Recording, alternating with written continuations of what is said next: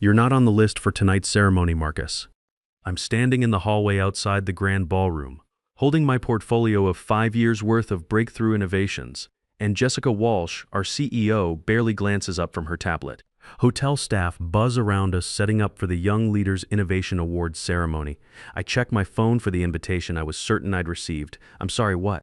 This year's focus is on emerging talent, she says, like the conversation's already over. Fresh perspectives, the future of our industry. I look past her into the ballroom where my entire engineering team sits at round tables draped in corporate blue. Even Kevin's there, her nephew who somehow became our innovation catalyst after 18 months with the company.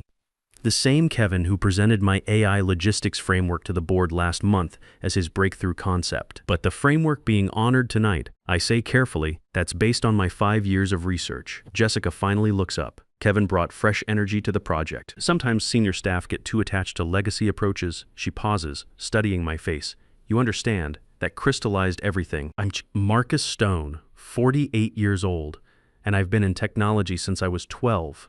MIT computer science degree, Stanford MBA, 23 years in the industry. I'm the guy who sees patterns in chaos and builds systems that actually work. But I just got dismissed as legacy. I see, I said, opening my laptop right there in the hallway. Check your email. As notification chimes started echoing through the ballroom moments later, I closed my laptop and walked away, leaving behind increasingly frantic voices. Before I tell you what happened next, let me ask you something. Ever been in a meeting where someone half your age dismissed your expertise as outdated thinking?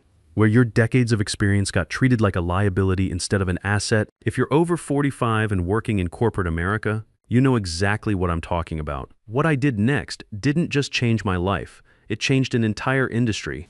Look, I didn't start out planning some elaborate revenge scheme. I joined TechFlow Logistics 6 years ago after spending 15 years climbing the ladder at various tech firms. The startup energy appealed to me, a chance to build something meaningful without the bureaucracy that had started choking innovation at larger corporations. My first 3 years exceeded every expectation. I architected our core logistics platform from scratch, writing the initial codebase myself during nights and weekends. Built machine learning models that predicted shipping bottlenecks with 94% accuracy, something our competitors couldn't match. Even identified critical security vulnerabilities that could have cost us our Fortune 500 clients. Each innovation was properly documented, each breakthrough carefully attributed. I followed every protocol, respected every hierarchy, played by every rule in the corporate handbook. Hell, I even mentored the junior developers who joined my team, teaching them the difference between writing code that works and writing code that scales. But here's the thing about corporate America. The rules change when you're not looking. Problems started when Jessica was brought in as CEO 2 years ago. She arrived with a mandate to modernize our culture and inject young energy into our leadership pipeline. What she really meant was anyone over 45 was suddenly dead weight. I watched colleagues with 20-year track records get quietly reassigned to lesser roles, while recent graduates got fast-tracked into positions they weren't qualified for. The first red flag came during a strategy meeting when I presented the comprehensive AI framework I'd been developing. This wasn't some theoretical concept. I'd spent 18 months building and testing every component. The system could optimize routing decisions in real time, processing thousands of variables simultaneously. We're talking about reducing costs by 45% while improving delivery times by 60%. In logistics, those numbers are revolutionary. I walked through the technical architecture, explained the machine learning algorithms, showed the test results from our pilot program. 20 slides of solid engineering backed by real data. After my presentation, Jessica nodded thoughtfully. Interesting approach, Marcus. But I wonder if we're thinking big enough. Kevin, you've been looking at next-generation logistics solutions. What's your take? Kevin, fresh from his Ivy League MBA and exactly 18 months into his first real job, stood up with the confidence only ignorance provides. He regurgitated my framework almost word for word, adding buzzwords like synergy and paradigm shift while completely missing the technical complexity that made the system revolutionary. He talked about leveraging artificial intelligence and machine learning without understanding that he was describing the exact algorithms I just explained. Now that's innovative thinking. Jessica beamed. Kevin, I'd like you to lead implementation of this approach. I sat there stunned as my 5 years of research became Kevin's breakthrough concept in a 15-minute presentation. The kid couldn't even pronounce neural network correctly, but he was getting credit for building one. When I approached Jessica privately afterward, her response revealed everything about my future at the company. "Marcus, you're obviously talented," she said without looking up from her laptop, "but sometimes we need fresh eyes on old problems. Kevin brings an entrepreneurial mindset that resonates with our younger client base." "This isn't about mindset," I replied. "This is about intellectual property theft." She finally looked at me then, expression cold. "That's a strong accusation." Kevin's approach may have incorporated some existing frameworks, but his synthesis represents genuine innovation. Besides, everything developed here belongs to the company. I left her office understanding the rules had changed. Experience was now a liability. Age was a disqualification. Innovation only counted if it came from the right demographic. But I might have tolerated the situation if not for what happened 6 months ago. That's when I learned just how far this company was willing to go to erase my contributions. After noticing inefficiencies in our cross-platform data integration, I spent evenings and weekends developing a comprehensive solution. The breakthrough came when I realized we could use neural networks to predict shipping patterns across multiple variables simultaneously: weather, port congestion, fuel prices, even political events that might affect trade routes. It was machine learning at its most sophisticated, processing real-time data feeds from dozens of sources. I spent 4 months perfecting the algorithms, running simulations, stress testing the system with historical data. The results were staggering. Implementation would save our clients an average of 58% on logistics costs, while improving delivery accuracy by 71%. We're talking about millions in savings for each major client. I prepared a detailed presentation, complete with code samples, performance benchmarks, and projected ROI calculations. This wasn't just theory. I had working prototypes running on my home lab, processing actual shipping data. I scheduled time with the executive team for what I thought would be my moment to finally get the recognition I deserved. The morning of my presentation, Kevin intercepted me at the elevator. "Hey Marcus, quick change of plans. Jessica wants me to consolidate all the logistics initiatives into one unified pitch. Mind if I incorporate your data into my overview?" The kid looked genuinely friendly, like he was doing me a favor. Maybe he didn't even realize what he was asking for. But I was tired of being the ghostwriter for other people's success stories. Reluctantly, I handed over my presentation materials. Kevin was officially leading the logistics innovation team, despite joining it only 3 months earlier. Company hierarchy mattered, even when it made no sense. I sat through the board meeting, watching Kevin present my neural network framework as his revolutionary breakthrough. He kept calling it intuitive algorithmic solutions, which told me he had no idea how neural networks actually function. He missed half the technical details and misrepresented the other half, but the board was captivated by his enthusiasm and fresh perspective. This represents a paradigm shift in how we approach predictive analytics. Kevin announced, clicking through my slides with the confidence of someone who'd never actually built a predictive model. By leveraging synergistic data streams, we can achieve unprecedented optimization across multiple logistics vectors. The executives nodded along, impressed by buzzwords that meant nothing. Meanwhile, I'm sitting there watching this kid butcher explanations of algorithms I'd spent months perfecting. The project was greenlit immediately with a $2.8 million budget. Kevin got promoted to Director of Innovation with a corner office and a 40% salary bump. I remained Director of Technology, responsible for implementing his vision, which was really my vision, stripped of any technical understanding. That night, I sat in my home office looking at 20 years of career achievements that apparently didn't matter anymore. I had patents with my name on them, systems running in Fortune 500 companies, code that processed billions of dollars in transactions daily. But none of that counted if I couldn't play the political games that determined who got credit. That's when I made a decision that would change everything. If this company valued presentation over substance, if they preferred enthusiasm over expertise, I'd show them exactly what their choice would cost them. But I wouldn't do it through some angry resignation letter or corporate tantrum. I'd do it the way engineers solve problems, methodically, systematically, with a clear plan and measurable outcomes. I started working on something they'd never see coming. A complete next-generation platform that would make their stolen framework look like a high school science project. But this time, I did everything on my personal equipment, during my personal time, using only my personal resources. I even set up a separate internet connection to make sure there was no question about ownership. More importantly, I started reaching out to colleagues who'd experienced similar treatment. You'd be surprised how many experienced professionals were feeling the same frustration. David from Enterprise Sales had been restructured out of his role to make room for a younger account manager who spoke fluent social media, but couldn't explain the technical advantages of our platform to save his life. David had built relationships with our biggest clients over 8 years, only to watch his replacement lose 2 major accounts in his first quarter. Robert from Systems Architecture had been passed over for promotion 3 times while watching recent graduates advance past him. The kid they made senior architect couldn't design a database schema without calling Robert for advice, but somehow Robert wasn't qualified for the promotion. Each conversation revealed the same pattern: experienced professionals being systematically displaced by a company obsessed with youth and disruption. But these weren't just any professionals. They were the people who actually understood how the business worked, who had the client relationships, who knew where the bodies were buried in our code base. Here's what Jessica and the board didn't understand. When you push out the people who built your systems, you don't just lose employees. You lose institutional knowledge. You lose the understanding of why certain decisions were made, what problems the current solutions solve, and how everything connects together. And that gave me an idea. 4 months before the award ceremony, I approached Sarah Ming, a venture capitalist known for funding experienced entrepreneurs. I'd done my homework. Sarah specialized in B2B enterprise software, had a track record of successful logistics investments, and most importantly, she wasn't impressed by flashy presentations without substance.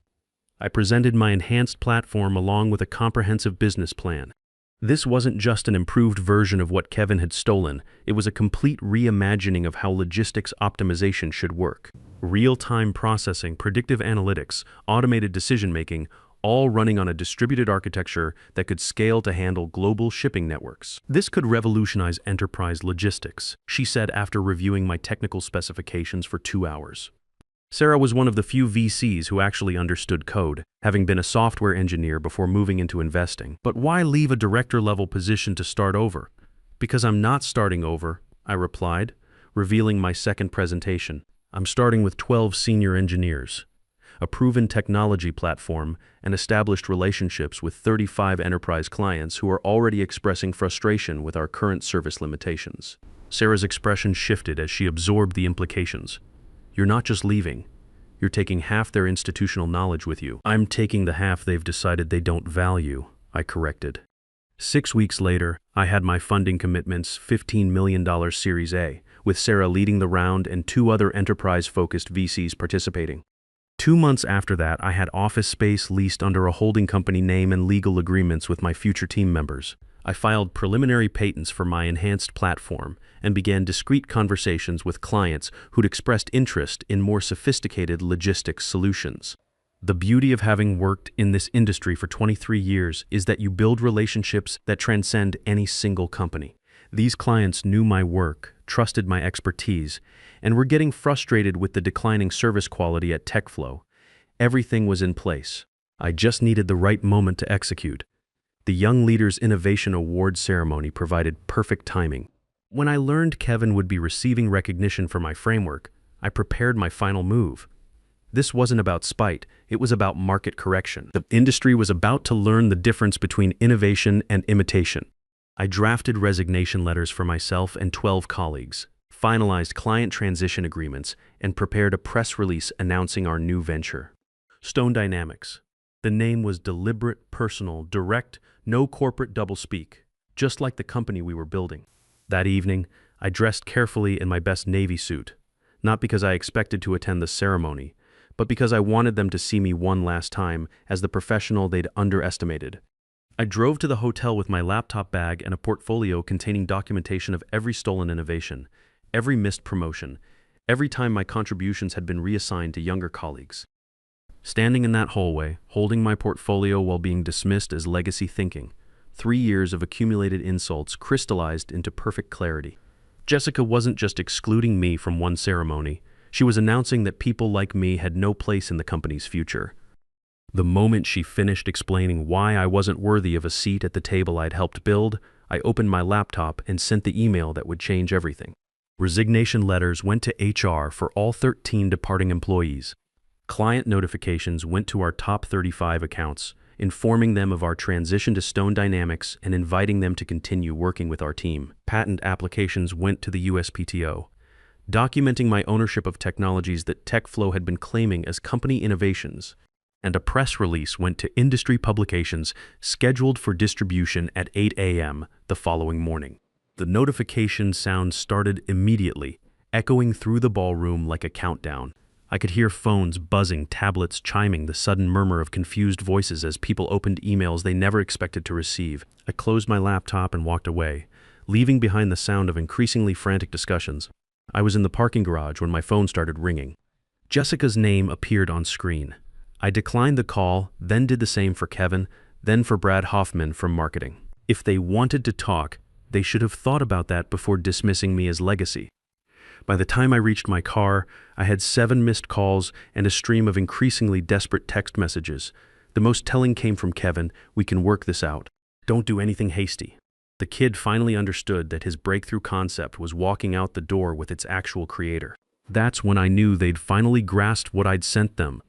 Comprehensive documentation of every stolen innovation, detailed evidence of age discrimination, and proof that their revolutionary platform was built entirely on work they'd systematically devalued. I was starting my car when I heard running footsteps. In my rearview mirror, I saw Brad jogging across the parking garage in his tuxedo, bow tie askew, looking like a corporate penguin chasing after the last fish in the ocean. "Marcus, wait," he called out, breathing heavily. "We need to talk." I rolled down my window. Interesting. An hour ago, I wasn't even worth a conversation. That was a miscommunication. He panted, sweat beading on his forehead despite the cool evening air. "Jessica's already talking about restructuring the leadership team." "We can fix this. And Kevin's promotion?" I asked. Brad's expression tightened. You could see him calculating how much truth he could afford to tell. "Look, mistakes were made, but we can fix this. Name your terms. Equity stake, C-suite title, whatever it takes." I studied his face, recognizing the panic behind his desperate offer. This wasn't about making things right. This was about damage control. They just realized that their innovation pipeline was walking away along with most of their senior technical talent and their biggest clients. What I wanted was respect for my contributions, recognition for my expertise, a voice in strategic decisions I was qualified to make. I shifted into drive. "But you taught me something valuable. I don't need your respect. I can build my own company where experience actually matters." As I drove away, I watched more executives pour into the parking garage through my mirrors, their award ceremony completely forgotten. Jessica emerged from the hotel entrance, phone pressed to her ear, gesturing frantically at someone who wasn't there. The new office was a renovated warehouse space I'd leased 3 weeks earlier in the industrial district. Nothing fancy, exposed brick walls, polished concrete floors, high ceilings with industrial lighting. But it was ours, and it felt more professional than any corporate boardroom I'd sat in. When I arrived, my team was already there. 12 seasoned engineers and architects who'd suffered similar treatment at our former company, plus David from sales and Robert from architecture. They'd left the award ceremony shortly after the email went out, understanding immediately that their careers at TechFlow had just ended. Did they try to stop anyone? Asked David, our new head of sales who'd been restructured out to make room for someone younger. He was setting up laptops at workstations we'd assembled the previous weekend. "Brad chased me through the parking garage," I replied. "Offered me equity and a C-suite position. How did that feel?" asked Robert, grinning as he handed me coffee from the machine we'd installed. He looked happier than I'd seen him in months. "Not as good as this, Will," I said, opening my laptop to show them the response from our first major client. Global Shipping Solutions hadn't just agreed to transition their business to us. They'd introduced us to 3 additional prospects impressed by our proven track record and frustrated with TechFlow's declining service quality. Over the next several hours, we finalized our launch strategy. Stone Dynamics would officially announce itself the following morning with our proprietary AI platform as flagship offering. The patents I'd filed would protect our intellectual property, and the client agreements we'd secured would provide immediate revenue from day one. At 8:47 p.m., my phone rang with Jessica's direct line. "Marcus," she said without preamble, "we need to meet tonight." "I'm listening," I replied, putting the call on speaker for my team. Everyone gathered around. We were in this together now. "What you're doing is going to hurt a lot of good people." People who had nothing to do with tonight's misunderstanding. The only people getting hurt are the ones who built their success on other people's work, I responded. My team and I are simply taking our expertise where it's valued. Your team? Her voice sharpened. How many people are you talking about? 13 senior staff members, the people you considered legacy thinking. The line went quiet for several seconds. When she spoke again, her voice had dropped to barely above a whisper. This is corporate sabotage. This is market forces, I corrected. If you can't retain talent, you don't deserve to keep it. 20 minutes later, the board chairman himself called. Preston Walsh, a man who rarely communicated with anyone below C-suite level. I'd met him exactly twice in 6 years. Marcus, let's talk business, he said in his gravelly voice. What would it take to bring you back? Stock options, partnership track, we're prepared to be creative. I looked around at my team, experienced professionals who'd been discarded for being legacy. People who trusted me enough to risk their careers on this venture. David was already on his second laptop, coordinating client transitions. Robert was reviewing our technical architecture, making sure we could handle the incoming business. There are no terms, Mr. Walsh. This isn't a negotiation. It's a new beginning. The next morning, our press release hit the wire at exactly 8 a.m. By 8:30, trade publications were reporting on the emergence of a new player in enterprise logistics. By 9:15, they were reporting on TechFlow's stock price beginning to slide. The market opened with TechFlow down 8% on news of our launch. By 10 a.m., we gathered around a screen to watch Jessica give an emergency investor call. Her usual confidence had been replaced by barely controlled panic as she attempted to explain how losing 13 senior staff members wouldn't impact operations. We view this as an opportunity to accelerate our modernization initiatives, she told analysts, her voice steady but her hands shaking slightly on camera. Our younger leadership team is better positioned to drive innovation in this rapidly evolving sector. The market disagreed. The stock dropped another 7% during her 30-minute presentation, bringing the total decline to 15% by lunch. When she announced that Kevin would be transitioning to pursue other opportunities, I felt no satisfaction, only confirmation that the company would continue sacrificing people rather than examining its culture. By noon, our phones were ringing constantly. Potential clients, investors, former colleagues interested in joining us. The industry had taken notice that Experience was building something new. What our former company failed to understand was that innovation doesn't come from youth or enthusiasm. It comes from the deep understanding that only experience provides, minus knowing not just what to build, but why it needs to be built that way. 6 months after our launch, Stone Dynamics had secured contracts with 35 enterprise clients. Our AI platform had reduced logistics costs for these clients by an average of 54% while improving delivery accuracy by 78%. More importantly, we were solving problems our competitors couldn't even identify. We'd grown from 13 employees to 47, carefully selecting people who brought both expertise and integrity to our company. We hired experienced professionals who'd been displaced by younger workers, giving them a place where their knowledge was valued rather than viewed as obsolescence. The real vindication came 8 months later. TechFlow announced a strategic merger with their largest competitor, corporate speak for being acquired after losing market position. The acquisition price was 40% below their valuation the day before our launch. Their stock had fallen 32% since we started Stone Dynamics. Industry analysts attributed the decline to loss of key personnel and emergence of superior competing technology. Kevin had lasted exactly 3 months as Director of Innovation before being quietly reassigned to business development. I was reviewing our year-end financial reports when my assistant mentioned Jessica was in our lobby asking to meet with me. Did she have an appointment? I asked. No, sir, but she said it concerned a business proposition. I considered turning her away, but curiosity won. I wanted to see how the woman who'd dismissed me as legacy thinking would approach someone whose company was now valued at more than her former employer. When Jessica entered my office, the transformation was remarkable. The confident executive who'd once relegated me to the hallway now looked like someone who hadn't been sleeping well. Her usual sharp business attire had been replaced by something more subdued, almost apologetic. Thank you for seeing me, she said, remaining standing until I gestured to a chair. What can I do for you, Jessica? She placed a leather portfolio on my desk. This is a formal merger proposal. The acquiring company wants to combine our technologies and client bases. I opened the folder and glanced at the valuation. It was substantial, representing a complete reversal from the woman who'd once told me my ideas weren't worth a seat at their ceremony. "That's generous," I acknowledged. "It reflects the value of what you've built," she replied, "and the cost of competing against you." I closed the portfolio and leaned back. "I want you to understand something. We didn't build Stone Dynamics to eventually be absorbed back into the system that rejected us. We built it to prove that experience, properly valued, could create something better." 1 year after being told I wasn't worth a seat at their ceremony, I was invited to deliver the keynote address at the National Logistics Innovation Conference. As I walked onto that stage, I saw familiar faces in the audience, including several from my former company. But this time, they weren't looking at me with dismissal or condescension. They were looking at me with something I'd never seen from them before: respect. I began my speech with the same words that had once excluded me: "You're not on the list." A murmur ran through the audience of executives and industry leaders.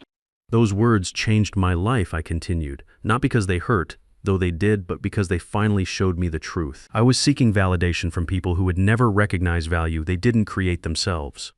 The auditorium fell silent as I shared my journey from dismissed director to industry innovator. The most dangerous bias in corporate America isn't against any particular demographic, I concluded, looking out at faces of executives, many over 50 themselves. It's against proven results when they come from sources we've decided not to value. The standing ovation lasted 4 minutes. Have you ever been pushed aside because someone decided your experience was outdated thinking? Have you watched younger colleagues get credit for work you built? If you're reading this and you're over 45, I guarantee you felt what I felt in that hallway: dismissed, devalued, treated like yesterday's news. But here's what I learned. Sometimes being excluded from their table is exactly the push you need to build something better, something that's entirely yours.